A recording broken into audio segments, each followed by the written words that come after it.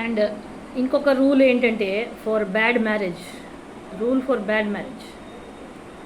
లగ్నాధిపతి ఎవరైనా కావచ్చు, మీ చార్ట్లో ఎవరైనా కావచ్చు. ఇక్కడ ఫర్ ఎగ్జాంపుల్ తీసుకుంటున్నాను నేను, శాటర్న్ అనుకుందాం. ఇక్కడ లగ్నాధిపతి క్యాప్రికాన్ అనుకుంటే శాటర్న్ కదా, ఆయన ఇక్కడ ఉన్నాడు అనుకుందాం. ఫర్ ఎగ్జాంపుల్ శాటర్న్ ఇక్కడ ఉన్నాడు. ఈయనకి 7th lord Mars, sorry 7th lord moon కదా. శాటర్న్కి 7th లార్డ్ మూన్. ఇప్పుడు ఈ మూన్ శాటర్న్ నుంచి 4th హౌస్లో ఉన్నా, 6th హౌస్లో ఉన్నా, 8 ఉన్నా, 10 ఉన్నా, సేమ్ ఇందాక చెప్పుకున్నాం కదా. 4thలో ఉంటే ప్రాబ్లం ఏంటి, 6thలో ఉంటే ప్రాబ్లం ఏంటి, 8thలో ఉంటే ప్రాబ్లం ఏంటి, 10thలో ఉంటే ఏంటి ప్రాబ్లం అనేది ఇందాక already discussed with respect to Venus and Mars.